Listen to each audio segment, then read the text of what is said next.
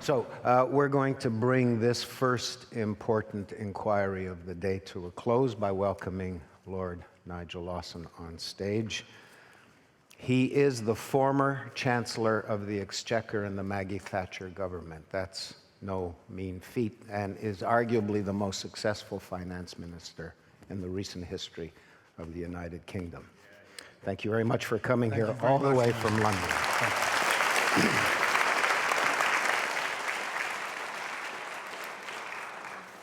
Could you have a glass of water, please? Could you give me a glass of water, please? Well, good morning, everybody. It's great to be in Canada again. Conrad Black assured us that Canada was a great nation, and everything Conrad says is right. And I'm delighted to second his motion. This is, however, my first time at the court of King Moses. A very curious but stimulating experience. We've just had two outstanding presentations in my mind, which to anybody who a fair-minded person, I think have made a completely compelling case that the conventional wisdom at the present time, the political correctness at the present time on this issue, and political correctness is a blight. It's the curse of this age. It prevents proper debate. It prevents the truth from getting out. Anyhow, you've had two absolutely compelling and politically incorrect presentations. I'm not sure that I can add a great deal to that, but I will tell you a little bit about where I came from on this issue, and then towards the end, I will say a few things about the latest papal encyclical, which Moses, with his customary cleverness, arranged to have published the day before this event. I have never been one who liked living in the past.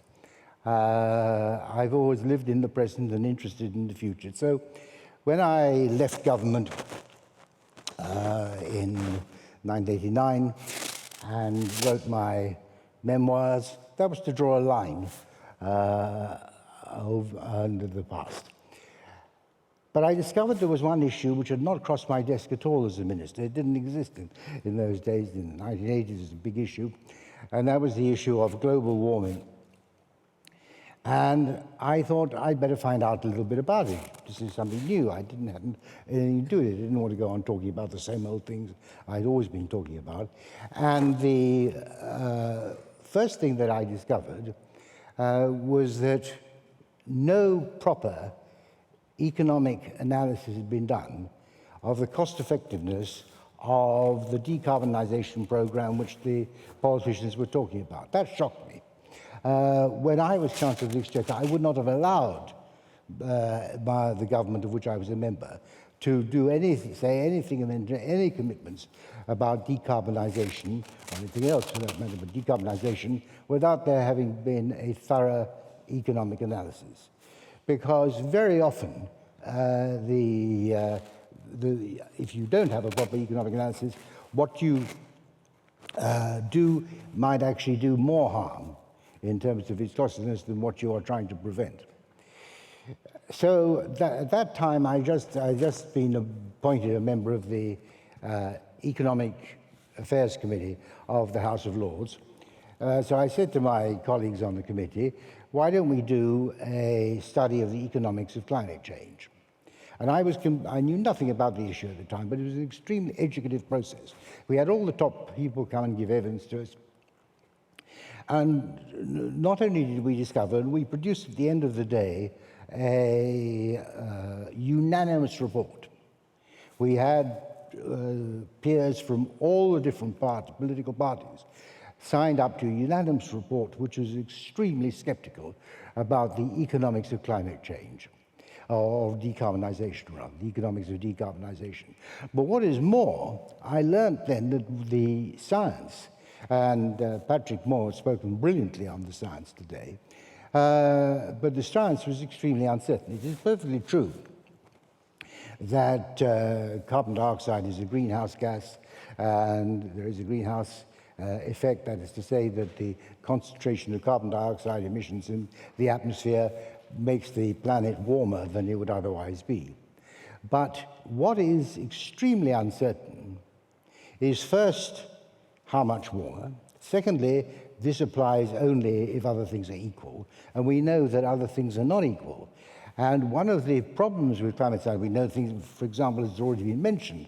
1,000 years ago, the world had the medieval warm period, which is an extremely warm period, and it was also an extremely beneficial period. During the Baroque period, they had very good music, but very bad for farming because we were in the Little Ice Age. And temperatures plummeted, and nobody knows why, and that was a very harsh and difficult time. Nobody knows about really much. I don't blame the climate scientists for that, not knowing. It's extremely complex. The natural forces, both solar and the oceans, the behavior of the oceans, extremely difficult to work out how that works, how that affects the climate. Nobody knows. But what I do blame them for is pretending that they know when they don't know, or rather pretending because they don't know, this can be disregarded. And so it is likely, in fact, they thought that the carbon dioxide concentrations would raise the temperature enormously, and the computer models, which have substituted for proper scientific evidence nowadays, the computer models projected that if carbon dioxide concentrations and emissions rose faster, which they have done, thanks largely to the remarkable growth of China, that the temperature, the rise we'd seen in the last quarter of the 20th century, a rise over that last quarter, recorded rise of about 0.5 degree Celsius, would accelerate. What has happened? The carbon dioxide has gone up faster, the temperature has stopped rising altogether. And the apologists for the conventional wisdom have alternated between two different explanations. And it's rather like the prisoner in the dock who's accused of murder. And he says, in the first place, I wasn't there at the time. In the second place, even if I was there, it was an accident. If he presents both these, then you know probably that neither of these things is true. And what they said, first of all, the hiatus, as it's called, doesn't really exist, even though the British Met Office and all the other comparable offices have shown that the temperature is flatlined. And then they secondly say, well, the missing heat has in fact gone into the deep, deep oceans, where nobody, of course, can measure it. And anyhow, the deep, deep oceans are incredibly cold, so it really doesn't matter very much. So they don't know why their theories haven't worked out, but they haven't worked out. The other thing is, even if there is a slight warming effect from carbon dioxide, does it matter? Well, it doesn't. It clearly is good for the planet in the sense that has already been pointed out by both Patrick and Alex. The fertilization effect, that is really well known. One of the things that I did two things when I got, after the Economic Affairs Committee report. I decided that I must write a book about it, but I couldn't get a publisher. It was so politically incorrect that no British publisher would touch it. And the only reason I got it published at all was because my daughter, who's a very successful author, had an agent. And she asked her agent to find a publisher for my book, and he was so scared that she'd never speak to him again if he didn't find a publisher. He managed to find a small American publisher, which had an even smaller British offshoot, which it had rescued from the liquidator. They published the book, and it became a bestseller. I called it an appeal to reason, a cool look at global warming, because reason was sadly missing. And I think it is particularly culpable that scientists should betray science in the way they have done by going from reason to what is in effect a quasi-religion. The book, which I'm glad to say is still in print, and I hope you will read it. It has the huge merit of being very short. And it became a huge success. And people said to me, Nigel, you must write another book. And I couldn't see really the point in writing another book.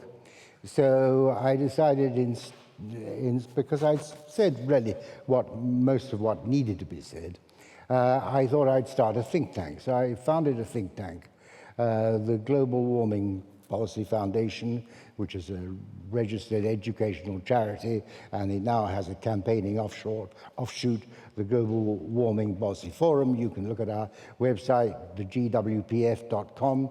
It's well worth looking at. I have a brilliant director who runs it.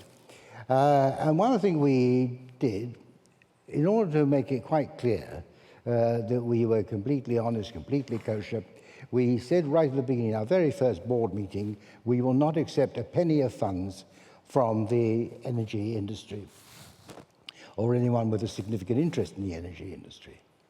But of course, a lot of our donors choose to remain anonymous. And they choose to remain anonymous for a very good reason. You are vilified if you come out as a climate dissenter.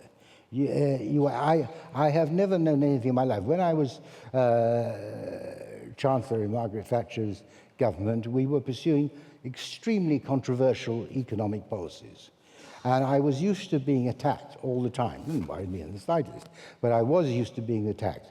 But I never had anything remotely like what you get here with this issue. The vilification is quite remarkable.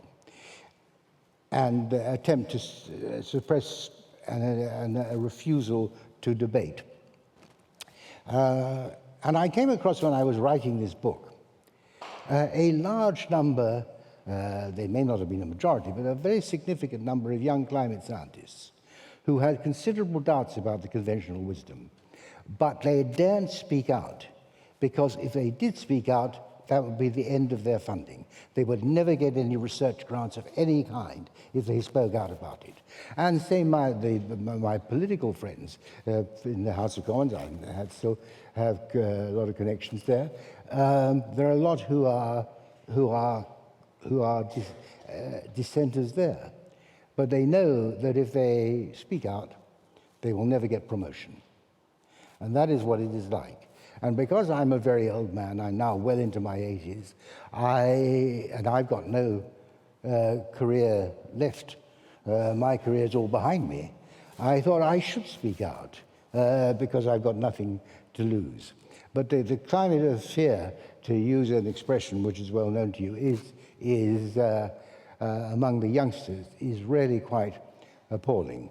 Anyhow, I produced this book, which is a bestseller. I started the think tank, which is doing very well, and I said we won't take funding from the fossil fuel industries. But they said, oh, well, if you're not revealing your donors, and the reason our donors remain most, and if they want to declare themselves, that's great, but most of them remain anonymous because they don't want the vilification which would come. They would be vilified if publicly, and they're not used to that kind of thing.